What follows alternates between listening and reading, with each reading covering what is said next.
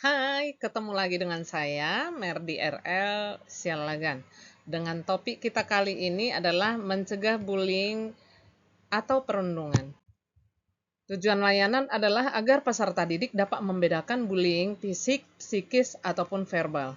Nah, kemudian supaya peserta didik juga dapat mengidentifikasi korban dan pelaku bullying. Selanjutnya, agar peserta didik dapat memerinci dampak bullying itu apa, kemudian peserta didik dapat menolak juga perilaku bullying, dan juga peserta didik dapat menentukan langkah-langkah untuk pencegahan bullying. Selanjutnya nanti akan saya berikan 6 pertanyaan asesmen di awal. Dan persepsi orang untuk mengatakan bercanda padahal itu membuli. Apakah kira-kira perbedaannya? Nah, di sini ada perbedaan bercanda dan membuli. Tidak menyakiti secara fisik untuk bercanda, tidak menyakiti hati, dan tidak mempermalukan, serta tidak menyudutkan, tidak mengintimidasi, dan juga tidak membuat orang lain takut, cemas, dan tertekan. Nah, apa bedanya dengan bully? Bully menyakiti fisik, menyakiti hati, mempermalukan, menyudutkan, mengintimidasi, dan membuat orang lain cemas, takut, dan juga tertekan ya. Nah, di sini kita lihat jenis-jenis bullying. Nah, yang pertama di sini adalah jenis bullying perundungan. Memukul, menendang, menjegal, mencubit, menjambak, mendorong, itu melempari, itu termasuk bullying fisik. Nah, kemudian ada bully verbal, itu mengejek, memberi julukan-julukan jelek, ataupun mengumpat. Nah, di sini kemudian ada lagi memfitnah, menggosip, ataupun mengancam, memarahi, mengintimidasi, itu adalah bully psikis ya. Nah, di sini kita akan melihat lagi eh, siapa yang akan jadi sasaran korban bully. Biasanya orang-orang yang menjadi korban itu adalah orang yang berperilaku aneh atau ya berbeda dengan anak-anak lainnya, atau orang yang tengil, tidak simpati, tidak emosional, yang emosional tentunya bisa dijadikan korban bullying karena akan jadi bahan yang akan ditertawakan seperti itu. Nah, kemudian ada orang yang suka menyendiri, itu sangat rentan untuk menjadi sasaran korban bully. Dan selanjutnya adalah orang yang lemah secara fisik ataupun mental, itu sering menjadi sasaran korban bullying. Nah, selanjutnya kita lihat di sini, siapa yang menjadi pelaku bullying? Biasanya orang yang balas dendam. Kemudian orang yang merasa punya kekuatan lebih daripada yang lain. Kemudian orang yang disuruh orang lain untuk yang tidak mampu menolak ya tentunya. Dan juga orang yang hilang kendali karena empati atau sebab-sebab yang lainnya. Nah, kita lihat lagi.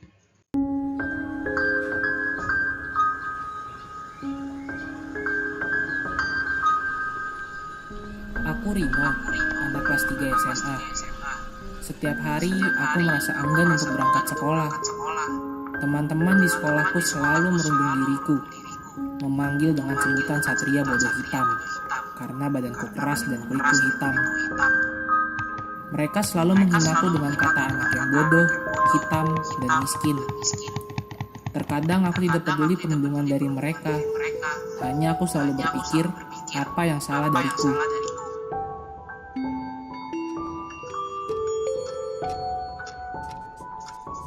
Nilai maksimum untuk fungsi objektif. Rino. Guruku juga sering menyebut diriku sebagai anak yang malas.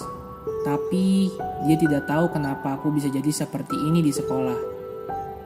Aku selalu merasa ketakutan ketika berada di sekolah. Mereka selalu membuat diriku berasa kecil. Emang kenapa kalau aku miskin dan bodoh? Hentikan, Rino. Pergi ke ruang BK sekarang.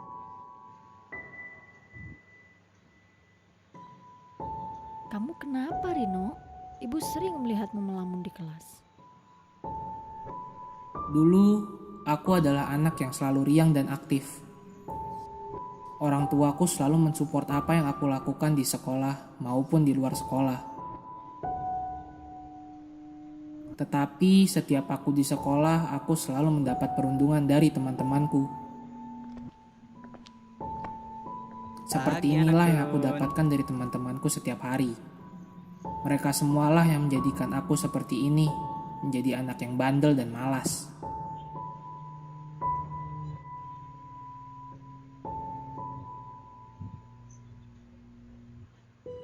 Hei Rino,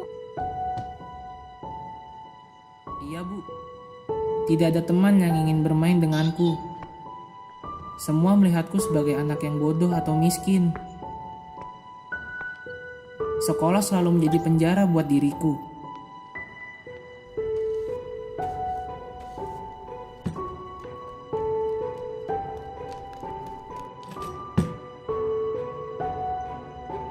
Aku selalu merenung dan menangis ketika sampai di rumah, dan selalu bertanya kenapa aku dilahirkan seperti ini.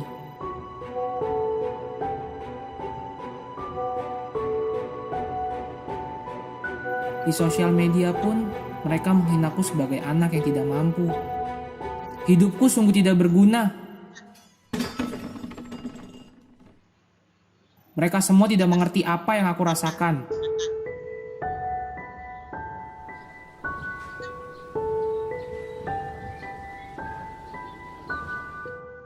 silakan orang tua Rino.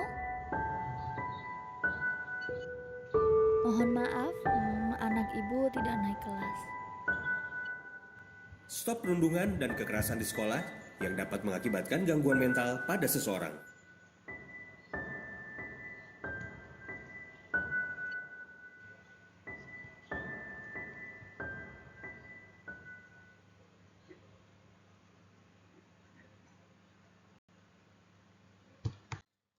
Kita lanjutkan, apa sih dampak perundungan? Nah, dampak perundungan itu bisa tiba-tiba kita lihat ada memar, sakit, luka atau patah tulang secara tiba-tiba, ya. Bisa cemas, takut, tertekan, trauma itu bagi pelaku ya. Kemudian menyendiri, prestasi belajarnya menurun, itu bagi yang korban. Nah, di sini dampaknya bisa masuk penjara ataupun dikeluarkan, bahkan dijauhi di dalam pertemanan. Nah, dampak psikis bullying bagi korban dan pelaku adalah tercemar nama baiknya, terancam, terganggu usaha dan kerjanya, terganggu hubungan sosialnya. Nah, itu semua bisa dipidana, kena denda, ya. Jadi bisa pelanggaran undang-undang ya tentunya. Jadi banyak sekali dampak psikisnya. Nah, ini akan membuat baik korban ataupun pelaku menjadi tidak sehat secara mental. Nah, bagaimana cara mencegah bullying? Nah, dengan cara menghindari pelaku, melindungi calon korban, mencegah pelaku, dan tidak perlu mencari gara-gara.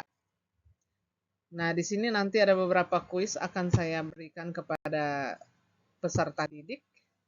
Nah, selanjutnya bagaimana cara mengatasinya? Dengan cara melaporkan kepada orang yang kompeten, ya, bisa guru, bisa orang tua, atau bisa jadi aparat polisi atau pihak yang berwenang. Nah, bisa pendampingan korban. Korban itu ditemenin supaya ada sisi beraninya untuk dia bisa mengungkap dia dibully seperti itu ya. Nah, kemudian dengan cara sosialisasi sanksi untuk pelaku ya, sosialisasi bisa di sekolah, bisa dari orang tua, bahkan di tengah-tengah masyarakat juga. Nah, ada refleksi nanti akan saya pertanyakan menurut siswa itu apakah kasus bullying masih banyak terjadi di sekolahnya, bahkan untuk mencoba menjelaskan bullying apa yang pernah, bahkan yang sering dilihat atau mungkin yang diingat seperti itu ya. Kemudian apakah siswa tersebut setuju kalau pelaku bullying di sekolah dikarantina supaya tidak terjadi bully yang lain? Nah, jelaskan kira-kira apa alasannya. Dengan penjelasan murid tersebut, kita bisa mengelompokkan si peserta didik pernah menjadi pelaku atau bahkan menjadi korban. Nah, tugasnya nanti akan ada seputar bullying untuk peserta didik.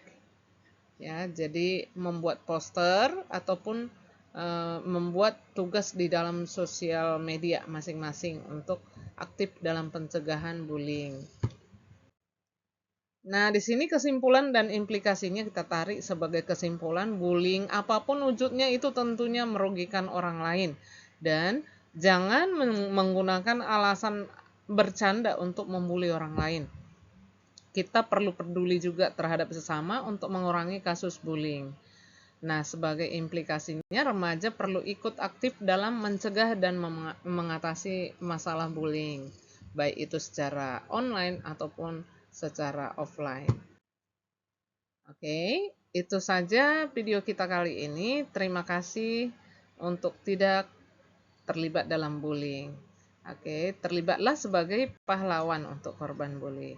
Sampai di sini dulu. Sampai ketemu lagi dalam video-video saya selanjutnya. Bye-bye.